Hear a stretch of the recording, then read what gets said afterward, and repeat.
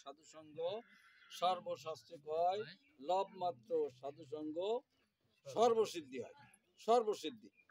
তো এই সাধুসঙ্গের যিনি আয়োজন করেছেন, হ্যাঁ, উপস্থিত আজকের যে গৃহস্বামী দয়, তা ওনাগো সেই চরণে আমি সশ্রদ্ধ দণ্ডবত প্রণতি জ্ঞাপন করি। কারণ কি, কাউ যদি আমার কেউ উপকার করে তার কৃতজ্ঞতা স্বীকার করতে হয়। যদি কৃতজ্ঞতা স্বীকার না করি তাহলে অকৃতজ্ঞ, যে মানে উপকারী উপকার স্বীকার করে না।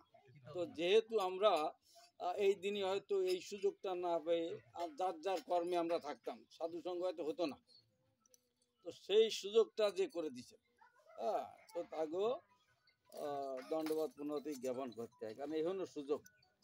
তো এটা হচ্ছে ঘোর কলিযুগ, এক কথা এখানে বলা হচ্ছে। কিন্তু আমরা এমন কলিযুগে আসি, সত্য, ত্রেতা, দাপর, কলি, এই চারটে যুগ নাগরদোলার মতন এরকম ঘটতেছে। তো আমরা সৌভাগ্যক্রমে যে কলিযুগে জন্মগ্রহণ করেছি, এটা হচ্ছে ধন্য কলিযুগ, এবং আমরাও সেই সাথে ধন্য।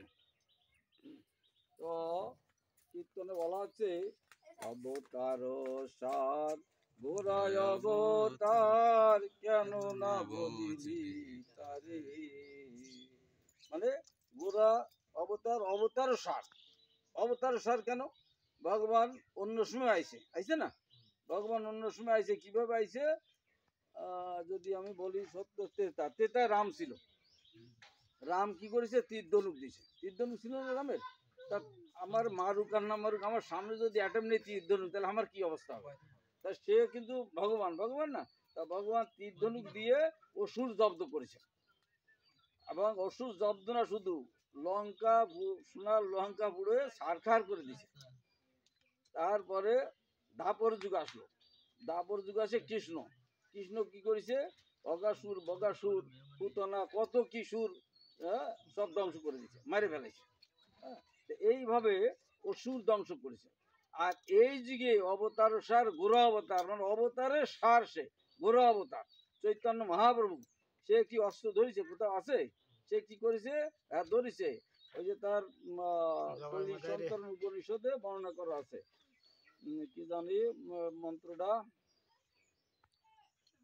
ভুলে যাচ্ছি, ব্রেনে কাজ করে না। ওই যে সাঙ্গ বাঙ্গ ইয়ে আছে না, একটা চৈতন্য চরিতামৃতে আছে, হ্যাঁ, মানে উনি তার সাঙ্গ বাঙ্গ নিয়ে, তার অস্ত্র হচ্ছে তার সাঙ্গ বাঙ্গ, তার পার্শ্বদ নিয়ে, হ্যাঁ, তার পার্শ্বদ কারা? দয়াল নিত্যানন্দ। নিত্যানন্দ কলসি মারিছে না মাথায়, তা আমাকে যদি করে মারে আমরা ছাড়বো নাকি? বলে না ভালো যে কেস করে দেবো, না, জাতি সালার জব্দ করা। নিত্যানন্দ কি বলছে? মারিছিস কলসি কান্দা, তাই বলে কি প্রেম দেবো না? তা এই অবতারে চৈতন্য মহাপুর এহানো বদন্য অবতার। সেই সুযোগ যদি আমরা না নিই, তাহলে আমরা কুকুর বিড়ালের চেয়ে খারাপ। আমরা অপরাধ নেবেন না, কথাটা কড়া হয়ে গেল। কুকুর বিড়াল কি করছে? খাচ্ছে, ঘুমোচ্ছে, বাচ্চা কাচ্চা হচ্ছে নাকি? আবার ভয় আছে, ভয় আছে না? একটা কুকুর যদি যায়, খুব সন্তাপ হয়ে যায়, আমাকে ঢিল মারে না কি করে। আমরা খাচ্ছি, ঘুমাচ্ছি, আমরা সংসার করছি, বাচ্চা কাচ্চা আছে, আবার ভয় ডর আছে। প্রত্যেকের ভয় আছে কিনা নেই? তাহলে তো, তা ওরাও যা, আমরা তো তাই। এখন প্রশ্ন থাকতে পারে, মশাই কুকুর বিড়াল তো সাইড কথা করে জিয়ানের সঙ্গে শুয়ে থাকে, যার দ্বারা আমরা ঘরে আরামে এসির মধ্যে আসি, ল্যাপ খাতা গায়ে দিয়ে শুচ্ছি, ওর সাথে আমাকে কোনো তুলনা হয় নাকি? হ্যাঁ, তুলনা হয়। প্রগতি কিন্তু এক। আমি বড় লোক, আমার গাড়ি আছে, 4 চাকা হু হু করে আমি চলে যাচ্ছি। আরও গরিব মানুষ থাকলেও 4 চাকা ও তো দৌড়চ্ছে, একই তো প্রগতি। আমি তো ঘরে নানান রকম 5-7টা আইটেম আচার টাচার দিয়ে বেশ সুন্দরভাবে খাচ্ছি, আর ও হয়তো 5টা বাড়ি খোঁজ করে খাচ্ছে। তো খিদে লাগার পরে, খাওয়ার পরে যে মজাটা, যে আনন্দ, এই তো সেই আনন্দ তো একই, কুকুরের যে আমারও তাই। আপনার যদি রাত্রি ঘুম না হয়, 2-1 রাত আপনি টের পান যে ঘুম না হলে কেমন লাগে, তাই না? তা ও সাইড কাটার পরে ও তো ঘুমাচ্ছে, আর আমি ঘরে খাতার তলে ঘুমাচ্ছি, তা ঘুমের যে মজাতে একই। তাহলে আমাকে সাথে কুকুরের পার্থক্য কি? ও যা করে আমিও তাই করি। পার্থক্য হচ্ছে এই যে আজকে এখানে বৈষ্ণব সেবার নিমন্ত্রণ করা হয়েছে, সাধু অসাধু হোক, অনেকেই এনে আসছে। অনেক হয়তো দেখা গেলো ঘটনাক্রমে আসে বসতে পারে, যাই সাধু সঙ্গে আমি একটু ঘুরে আসি। অথবা কেউ যদি এখানে ভিক করতে আসে, সে মনে করে খাওয়াটা ভালো হয় না, আমি বসি, তাই না? কিন্তু কই একটা কুকুর বিড়াল কই আপনি, আমি যদি নিমন্ত্রণ করে, এই আমার বাড়ি বৈষ্ণব সেবা আছে, তুই আসিস কেন? আসবে নাকি? কুকুর বিড়াল বিড়ালে সেই সুযোগ নেই। তো আমরা যারা মনুষ্য দেহ ধারণ করছি, মানে মানুষের দেহের মানে এই শরীরের প্রধান কাজ হচ্ছে কৃষ্ণ ভজন করা। এখন প্রশ্ন থাকতে পারে কোনো কাজ নেই খাইয়ে কৃষ্ণ ভজন করবো, এটা কোথায় পাইছে? হ্যাঁ, এটা ভাগবত গীতায় বর্ণনা করা আছে। মাময় বংশ জীবলোকে জীবদ্ভূত সনাতন, আর বলছে মানে সমস্ত জীবের বিষপত্র পিতা হচ্ছে আমি। তখন বলছে না জগতের পিতা কৃষ্ণ, যে না ভজে বাপ। পিতৃদোহী অর্থাৎ বাবারে যদি কেউ মানে ভজন মানে কি, বাবার যদি কেউ আদর যত্ন না করে, বাবার সেবা যদি না করে, বৃদ্ধাশ্রমে দেয়, তার জন্মে জন্মে তার কি হবে? তাপ হবে। এই জন্যই মানে পুত্রত্বে ভাজ্যা, আমরা বিয়ে কেন করব? পুত্র অর্থাৎ সন্তান হবে, সেই সন্তান কি করবে? পুত নামক নরকেতে আমাকে ত্রাণ করবে। তা পুত নামক নরকেতে যে ত্রাণ করতে পারে না, সে পুত্র বলে বিবেচনা হয় না, সে হয় অন্য, সে কথা পাওয়া যাবে না। যাই হোক, হ্যাঁ, আমরা সাধারণত পুত্রের কাজ করতেছি না, কারণ বাবা মা বাঁচে থাকতেও ঘরেতে বারান্দায় শুতে দিচ্ছি, হ্যাঁ, তারপরে অবহেলা, দেখা গেলো বউটা আমার দূর সাল আগে মুতে কিটা যায়। কিন্তু ওই বাবা মা এক সময়, এখন তো প্যাম্পাস হয়েছে, একসময় প্যাম্পাস ছিল না, মার আঁচল পাইতে শোয়াইছে, হ্যাঁ, আঁচল ভিজে গেছে, গাটা ভিজে গেছে, ওই শীতকালে ওই অবস্থায়। তো তখন অত প্রাচুর্য খাতা কাপড় ছিল না আমাকে বয়সে, আজ থেকে কত বছর আগে হবে, 65 বছর, হ্যাঁ, 66-67 বছর আগের কথা। সে সময় এসব ছিল না, এবং এত জৌলুসও ছিল না। কত কষ্ট ক্লেশ করে মা বাবা মানুষ করেছে, হ্যাঁ, সেই মা বাবা এখন বৃদ্ধ হয়ে গেছে, তার আমরা নেগলেক্ট করতেছি। আর তারপরে মরার পরে তার শ্রাদ্ধ করব, নরকে পাঠায় দেবো। হ্যাঁ, তাহলে আমরা করতেছি কি? হ্যাঁ, নরকে পাঠাচ্ছে না, সব পাঠাচ্ছে। নরকে পাঠাচ্ছে কিনা তার বাস্তব উদাহরণ হচ্ছে ওই ঠাউর যে সময় মন্ত্র পড়বে, ওই ফেতের উদ্দেশ্য শব্দে, ফেত মানে ভূত বানাইছে, আর কবে সন্ধ্যের সময় ওই বাগানে নিয়ে দিয়ে আসবে খালকান্দি, কারণ যেহেতু ভূত ওখানে খাবে, ঘরে তো খাবে না। তাহলে আমরা কাজটা করতেছি কি? আর বাবা মা এনে কি খাবে? রক্ত পুষ বিষটা গু খাবে, এবং কৃমি কীট খুঁজতে থাকবে। কতদিন? যতদিন চন্দ্র সূর্য থাকবে এতদিন তো থাকবে। আর যদি কোনো বন্ধু তার উদ্দেশ্যে প্রসাদ দিয়ে পিণ্ড দান না করে, এমনকি যদি কেউ গয়ায় যায়, আপনি যদি নাম ঠিকানা দিয়ে কয়েকটা টাকা দিয়ে দেন, ওনার নামে যদি পিণ্ড দেয়, তাও উদ্ধার হয়ে যাবে। কিন্তু এখানে ওই অগরদানে ওখানে দিয়ে ওই যে পিতলে কলস মলসিটা দিয়ে ঘি ডাল দিয়ে তাদের 4 পয়সা কাজ হবে না, যতদিন প্রসাদ দিয়ে পিণ্ডন দান না করা। যাই হোক, আমরা অত্যন্ত সৌভাগ্যবান, এই কলিযুগে যারা আমরা জন্মগ্রহণ করেছি, অত্যন্ত সৌভাগ্যবান। যদিও বলা আছে যে কলি সমস্ত দোষের সমুদ্র। সুখদেব গোস্বামী যখন পরীক্ষিত মহারাজে ওই ভাগবত কথা শোনায়, ভাগবত কথা পরীক্ষিত মহারাজ এমনি শুনতে চাইছে নাকি? এমনি শুনতে চাই নাই, জোড়নে পড়েছে, জোড়নে পড়ি তো আমরা ভগবানে ডাকি। তা সে যখনই সে অভিশপ্ত হলো 7 দিনে মারা যাবে, তখন নানা মুনি নানা তারে কথা বললো। আমি যদি মনে করি যে আমি 7 দিন আসি মরে যাবো, তাহলে আমি কি করব? আমি তাহলে জন্মের খাইয়ে নিই, আর আমার জায়গা জমি বউ সব মেয়ে আত্মীয় স্বজনকে লেটে দিয়ে, হ্যাঁ, এরকম আমরা করবো না।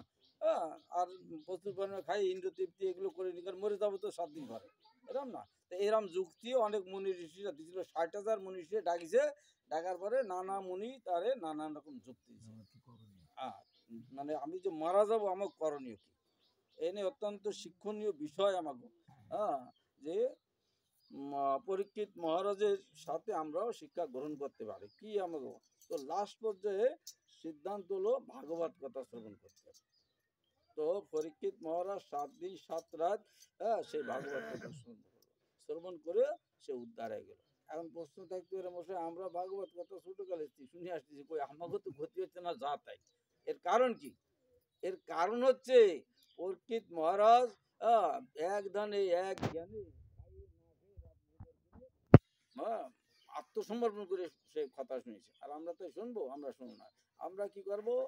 সংসার ভজিলি শ্রী গৌরাঙ্গ, হ্যাঁ, সংসার ভজিলি শ্রী গৌরাঙ্গ ভুলিলি, না শুনিলি সাধুর কথা, এহকাল পরকাল দুই কাল খোয়াইলি খাইলি আপন মাথা। আমরা দৌড় কিটা সাধু ওই এক কথা শালা নিরামিষ খাও একাদশী করো ও মুসুম ও কিটা করে আমরা যা আরামই তো আছি সমস্যা কি? এই অবস্থার কারণে আমাকেও পরিবর্তন হচ্ছে না। যাই হোক, যেহেতু পরীক্ষিত মহারাজ সে তো জ্ঞানী লোক, তৎকালীন সময় এই যারা রাজা ছিল বাচ্চা ছিল তাকে ভগবানের প্রতিনিধি বলা হতো, কারণ এরা ধর্মরাজ ছিল। যুধিষ্ঠির, ভরত মহারাজ পরীক্ষিত মানে ধর্মরাজ ছিল, ধর্ম সম্বন্ধে জ্ঞান ছিল এবং ধর্ম বিষয় নিয়ে এরা রাজ্য পরিচালনা করত। তো উনি দেখলেন যে আমি 7 দিন আমার আয় আছে, তাহলে আমার করা কি উচিত, তাহলে কি করবে, উনি কিন্তু সাধুগুরু মনীষী ডাকিছেন, বুদ্ধিমানের কাজ করেছে। যেমন আপনি একটা ঘর বানবেন, আপনি ইঞ্জিনিয়ার ডাকবেন, তাই না? আপনি কোনো কাপড় কিনতে যাবেন, বস্ত্রালয়ে যাবেন, বই কিনতে যাবেন, পুস্তকালয়ে যাবেন। তো এরম যার যার এরম ডিপার্টমেন্ট আছে। আপনার প্যারালাইসিস হয়েছে, নিউরোলজিস্ট কিটা আছে সে যাবে। কিন্তু এগুলো সবই ঠিক আছে আমার, কিন্তু ধর্মের ব্যাপারে আমরা ওইসব ডাকি না। আমরা ওই অমুক গুরু, আমার কুলগুরু বাবার আছে, আর ওই অমুক ব্রাহ্মণ দিয়ে আমরা করে আসতেছি। বুঝা গেল? ধর্মের ব্যাপারে আমাদের এই অবস্থা। তো পরীক্ষিত মহারাজ সাধু বৈষ্ণব ডাকিয়ে তার কি করণীয় এখন, মৃত্যু আসন্ন মৃত্যুতে, তেমনি আমাকেও এটা বুঝতে হবে যে আমাকেও মৃত্যু, না আমরা মরবো না, মরবো না, মরবো না। ওই যে ছোটকালে পড়েছিলাম, ওই যে মাস্টার আছে ভালো করে জানবে, ভাব সম্প্রসারণ কোন ক্লাসে ছিল ভগবান জানে, ওই যে গুটে কাঁদে গোবর হাসে, একটা ভাব সম্প্রসারণ ছিল না, গুটে কাঁদে গোবর হাসে। তার মানে সাপোজ ধরেন এখানে এখন তো গরু বাছুর নেই, মানে কপালে ঘুঘুটাই আইছে, মানুষ গরু বাছুর নেই, মুরগি। তা ওই গরু ধরেন ওই ঘাস খাচ্ছে খাচ্ছে ওই পায়খানা করে দিল, এই কড়া রোদ্দুরি 2 দিন উপরে শুকিয়ে যায় না, উপরে শুকিয়ে গেছে। এখন পাশে ওইরাম ঘাস খাতে খাতে আর একটা পায়খানা করেছে, ওটা তো তকতকে অবস্থা রয়েছে। ও ওরে বলছে শালা বুঝবি না জ্বালা, কি জ্বালা, মানে ও তো পিঠটি শুকিয়ে গেছে, একটু পরে ওই খুঁজে নিয়ে আগুনি দেবে আর জ্বলবে। শালা তুই জ্বালা বুঝবি না, একটু পরেই তো তোর খবর করে দিবেন। কিন্তু ও জানতিস না যে 2 দিন পরে আমার একই অবস্থা। এমনি আমাকেও এনে হলে গাড়ি করে নিয়ে শ্মশান দিয়ে বলো হরি বল দিয়ে, এই শালা মাছ কি বড় দিতে বললেন, 2 কেজি আনলি কি হতো বা 4 কেজি আনলি কি হতো, ওর ঘেরে তো মাছ আছে, ও না দিয়ে শালা কিপটেমি করেছে। আর নিরামিষ দিতে 14 পুষ্টি উদ্ধার করবে, এনে কেউ আসবে না। তাহলে আমাকে কি অবস্থা, আমরা ওইরাম বলতেছি যে মরতেছে, হরি বলতে নিয়ে হয়ে যাই করে ছিলে ভালো, 12 দিন 13 দিন ওর বাড়ি যাবো না, আসবো না, খাবো না, নিরামিষ এরম না আমরা ফ্যাসাদ বাতাই। অথচ ওই খিলাফতের দোকানে যে চা খাতি কোনো সমস্যা নেই, ও আমার সজাত না। হোটেলে যাইয়ে কোনো 12 জাতির কোনো দেখাশোনা নেই, ওই জিরে মশলা দিয়ে চাপা ফেটে গুটে চলে আসতেছে, অথচ আমাকে সজাত হিন্দু, সে শ্রাদ্ধ নিরামিষ করতেছে, ওখান আমরা যাবো। আমাকে কি অবস্থা দেখেন। এগুলো সংস্কার করার দরকার, পাঠ এগুলো করার দরকার। ভাগবত খুলে অমুক লীলা শ্রীকৃষ্ণ লীলা ওখানে আগে বসো, সামনে বসো, নীল শাড়ির ইয়ে অমুক সমুক, এসব আপনার শুনবেন না। কিন্তু আর লোকে এইসব শোনে, এবং দেখা গেছে আমি একটু ভাগবত কথা শুনতে যাবো, তারপরে টাকা নিয়ে যাবো, যাও পকেটে আছে নিয়ে যাও, যাই সিপ টিফিন মারে দিই, আর আসার সময় কি নিয়ে আসি। এগুলো আপনারা করবেন না, সময় নষ্ট করবেন না। এই দুর্লভ মনুষ্য জন্ম যখনই সময় পাইছেন শুদ্ধ ভক্তের কথা শুনবেন। এটা আমার কথা না, পদ্ম পুরাণে এরম উল্লেখ আছে, শুদ্ধ ভক্তের কাছ থেকে ভাগবত কথা নাম শোনার কথা পদ্ম পুরাণে উল্লেখ আছে। সে জায়গায় বলা হয়েছে অবৈষ্ণব মুখোদ্গীর্ণং পুত হরি কথামৃতম শ্রবণ নৈব সর্ব উৎসৃষ্ট যথা ভয়। তার মানে অবৈষ্ণবের মুখের থেকে ভাগবত কথা শোনা যাবে না। কেন যাবে না? যেহেতু দুধ হচ্ছে অত্যন্ত পুষ্টিকর খাদ্য, তুষ্টি পুষ্টি খুন্নি বৃত্তি সব দুধই হয়, দুধ একটা আদর্শ খাবার। এই দুধটা যদি সাপে সবল দিই তাহলে ওটা বিষ হয়ে যায়। ওই দুধটা যদি কেউ খায় চুমুক দিয়ে, তাহলে ধীরে ধীরে তার বিষক্রিয়া করবে এবং একসময় সে মারা যাবে। এই কারণে নামযোগ্য খিচুড়ি খাতি খাতি আর চান্দা দিতে দিতে আর ওই রাধাকৃষ্ণ ছবি দিয়া নিশানে ফেলানো না। কিন্তু আমাকে যে সাথে সেই সাথে আগেও যা ছিল কোনো পরিবর্তন হচ্ছে না। তার কারণ কি? কারণ হচ্ছে সব ভেজাল। কৃষি অফিসার আপনার বলে গেল 2 কেজি করে ইউরিয়া লাগায়, তো সব তা 2 কেজি ইউরিয়া দিলেই 7 দিনের মধ্যে রুয়া কালা হয়ে যাবে, যাবে কিনা এর যারা কৃষক আছে তারা জানবে, রুয়া কালা হবে। আর যদি রুয়া কালা না হয় তাহলে বুঝতে হবে কি ব্যাপার, ওই সারে ভেজাল আছে। তা আমাকে হচ্ছে দুনিয়াদারি সব আজকাল ভেজাল। তা ভেজাল মুক্ত খাবার খাওয়ার চেষ্টা করবেন। যাও, যে কথা বলছিলাম, তা পরীক্ষিত মহারাজ যে কি যুক্তি দিয়ে এলো, ভাগবত কথা শোনা। তেমনি আমরা আজ হোক কাল হোক বেশি দেরি নেই, পরীক্ষিত মহারাজ জানতো যে 7 দিনের ভিতর আমি মারা যাবো। আমরা কি জানি 7 দিন 14 দিন 7 বছর 70 বছর বাঁচবে? কেউ জানি নাকি? তাহলে আমাকে করা উচিত কি? আমাকে এখনই ভাগবত কথা সাধু সঙ্গ করা উচিত। এখন প্রশ্ন থাকতে পারে রোজ আমি সাধু সঙ্গ পান খাবো, তাহলে তো আমার টাকা পয়সা দল সব বেচতে আর রোজ যদি সাধু সঙ্গ দিতে এরকম না। তো আমি সাধু সঙ্গ পাতে পারি কোথায়? সেই ভাগবত গীতা যদি পড়ি তাহলে ভগবানের সঙ্গ হয়। হ্যাঁ, হরে কৃষ্ণ মহামন্ত্র যদি কীর্তন করি তা ভগবান আমার জিভে আসতে হবে। কারণ কি, যেই নাম সেই কৃষ্ণ আমরা বলতেছি না, তো যেই নাম সেই কৃষ্ণ। এই কৃষ্ণরে ডাক দিলি ভাবতেও পারি, নাও ভাবতে পারি। হ্যাঁ, এই কৃষ্ণ আর ওই কৃষ্ণ আলাদা। কারণ এই কৃষ্ণ আছে, ডাক দিলি পাওয়া যাবে, আর ওই কৃষ্ণ নাম নামি হবে। এই জন্যই ডাকলি তার রাষ্ট্রীয় হবে, নাম নামি হবে। তো আপনার জিব্বা এসে নাচতেছে, আপনি খাওয়ার সময় কৃষ্ণ নাম করে খান, আপনার কাছে চলে আসতেছে। সমস্যা কি? এর থেকে সুযোগ আর পাবেন না। এবং এই জন্যই বলা আছে অবতার সার গোড়া অবতার। আর এই অবতার কেন, এই কি করে বোঝাবো? আচ্ছা, ধরেন একটা লোকের অনেকগুলো ইয়ে আছে, ওই হোটেল আছে, ধরেন 1000 হোটেল আছে। 1000 হোটেল যার আছে সে বিশাল মালিক, তাই না? বিশাল মালিক। তা সেই মালিক একদিন বললো যে আমি প্রতিটা হোটেলে আমি যাব, এই আমার সেই বয় মেসিয়ার ম্যানেজারের কি অবস্থা আছে, আমারও যে কোটি কোটি টাকা মাসে দিচ্ছে, এগুলো কি অবস্থা। এইভাবে ঘুরতে ঘুরতে ঘুরতে ঘুরতে ঘুরতে ঘুরতে 999 শেষ হয়ে গেছে। তারপরে 100, ওই যে 100 জায়গায় গেছে, ওই জায়গায় যে দেয় কি, ওই যারা মেসিয়ার টেসিয়ার আছে যারা কাজ করে, দূর অবস্থা কি জামা কামা ছেঁড়া, রুগ্ন শুকনো ভাব। হ্যাঁ, তা ওই দেখে মালিকের খুব দরদ হলো, আরে আমার এই কোটি কোটি টাকা এরা খাটিয়ে বিটে দিচ্ছে, আর এগো দুর্দশা কি? ম্যানেজার জিজ্ঞেস করছে, আরে কি অবস্থা, এগো এই অবস্থা কেন? তো ম্যানেজার উত্তর দেওয়ার আগে ওরা সব হাউ হাউ করে কাঁদতেছে, বলে বাবু আমরা কি করবো, আমরা যে বেতন পাই বউ চল মেনে আমাকে চলে না, আমরা 3 বেলার জায়গায় 1 বেলা কোনদিন খাই, কোনোদিন খাতে পারি না। হ্যাঁ, কি করবো, আমরা তো এই করি, আপনার এনে কাজ করি। তো শুনে হ্যাঁ, ওই মালিক কি করলো, ম্যানেজার বললো তুমি আজকে তো সব বেতন ডবল করে দাও। কিন্তু এতদিন তো ওই মালিকের আদেশেই ম্যানেজার বেতন দিচ্ছে, ম্যানেজার তো ইচ্ছে মতো দিচ্ছে না, দিচ্ছে তো ডবল করে দাও আজকেতে। তা আজকেতে ডবল করে দিলি ওরা হয়ে বেশি গেল। তেমনি সত্য ত্রেতা দাপর কলি, হ্যাঁ, আগের আগের যুগে মানে কঠোর তপস্যা করা লাগতো, তারপরেও ভুল ত্রুটি হলি তীর ধনুক দিয়ে মারিছে, ওই এমনি ইয়ে দিয়ে মারিছে, মারিছে না, অগাসুর বগাসুর কত মারিছে, ভগবান একটা পাও ধরিছে আর একটা টানি একদম ফাড়িয়ে ফেলাইছে। কৃষ্ণ করেছে না, এরম করেছে। এই যুগে কিন্তু ওই সুযোগ নেই, ওইরকম করে না। ভগবান কি করতেছে, আলিঙ্গন করতেছে, প্রেম আলিঙ্গন করতেছে।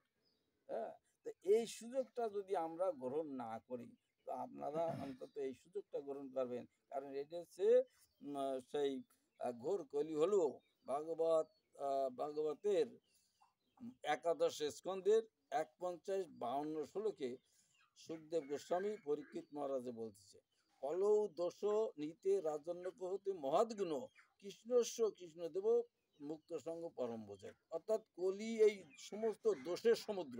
দোষের সমুদ্র কেন? আগে ওই আগেরকার দিনে ধরেন পাকিস্তান আমলে ওই সাধারণত মা বাবা অর্থাৎ গার্জিয়ানরা দেখে উভয় বিবাহ হতো, ছেলের হোক মেয়ের হোক। তো সে জায়গায় যে সাধারণত মেয়ের মামার সাথে কথা হতো, মেয়ের মা বলতে ঠিক আছে আমার ভাগ্নি বা আমার মেয়ে আপনাকে দিলাম, আর এদারও ছেলের মামা বলছে ঠিক আছে আমার দিয়ে নাও, বিয়ে কিন্তু হয়ে গেল। এরম ভাবে কথার বিয়ে হয়ে যেত পরবর্তীতে। আর এখন রেজিস্ট্রি করেও বিয়ে হচ্ছে না, দেখো 2 দিন পরে হরে কৃষ্ণ, দেখো তোমার মতন বন্ধু আমার অনেক আছে, রেজিস্ট্রি করেও বউ থাকতেছে না, থাকতেছে নাকি? হ্যাঁ, বউ থাকতেছে না, রেজিস্ট্রি করো, এরকম হলো অবস্থা। তো যাই হোক, তো ওই সেই আগের দিনে তো সেই কথা বলছে, যদিও এটা কলো ভণ্ডামের যুগ, সুখদেব গোস্বামী পরীক্ষিত বলছে যদিও এটা কলো ভণ্ডামের যুগ এবং কলি সমস্ত দোষের সমুদ্র, তার মধ্যেও একটা মহৎ গুণ আছে। কোন গুণ? একমাত্র কৃষ্ণ কীর্তন করলেই সে পরম বোঝের, হ্যাঁ, একদম ব্রজধামে চলে যেতে পারবে। তো এই জন্যই এই কলিযুগে হরে কৃষ্ণ মহামন্ত্র হচ্ছে সমস্ত বেদের সার অতি সার। বলা হচ্ছে এই নাম লয় খাইতে শুইতে তাহার মহিমা বেদে নাহি পারে দিতে। বেদ পর্যন্ত এর যে কি হবে সে বেদও দিতে পারে না। তো কলিযুগের একমাত্র উদ্ধারের পথ হচ্ছে হরিনাম অর্থাৎ মহামন্ত্র। শাস্ত্রে একথা মহাপ্রভু খুব ঘটা করে ঘোষণা দিছে। তো আমরা অত্যন্ত সৌভাগ্যবান, সত্য যুগে আপনার 50-60 হাজার বছর বসে ধ্যান তপস্যা করে সেই সুফল লাভ করা যেত। আর ত্রেতা যুগে 12,96,000 বছর বসে ঘটা করে বহু অর্চন বন্ধন করে। আর দাপর যুগে ছিল, ত্রেতা যুগে ছিল যজ্ঞ, রামচন্দ্র অষ্টমীর যজ্ঞ, গোমের যজ্ঞ করেছে, যা আমরা এই যুগে কল্পনা করতে পারি। এমন কোনো ব্যক্তি নেই যে এই যজ্ঞ করবে। অষ্টমের যজ্ঞ মানে ঘোড়া উৎসুক করে ছাড়িয়ে দিতে হবে, সমস্ত পৃথিবী ঘুরে আসবে। যদি কেউ বাঁধে তাহলে তার সাথে যুদ্ধে জয় করে ওই যজ্ঞর যোগ্যতা অর্জন করতে হবে। এটা কলিযুগে সম্ভব না, সম্ভব সম্ভব না, তাহলে তৃতীয় বিশ্বযুদ্ধ শুরু হয়ে যাবে। তারপরে কি আসলো, এটা দাপর যুগ, মহা আড়ম্বরে অর্চন বন্ধন করে। তারপরে দাপর যুগে না, এটা কলিযুগে একবার এই যে দুর্গা পুজো করেছিল রাজশাহীর কংস নারায়ণ, 8.5 লক্ষ টাকা খরচ করে দুর্গা পুজো করলো তৎকালীন সময়। হ্যাঁ, এই হলো অবস্থা। তাই এই কলিযুগে সম্ভব না। তো এই জন্যই কলিযুগের মানুষ কি করে উদ্ধার হবে, এটা জানিয়ে শুনে চৈতন্য মহাপ্রভু এই কথা ঘোষণা করেছে। কি কথা? হরের নাম হরের নাম হরের নামই কেবলম কলৌ নাস্তব্য নাস্তব্য নাস্তব্য গতির অন্যথা।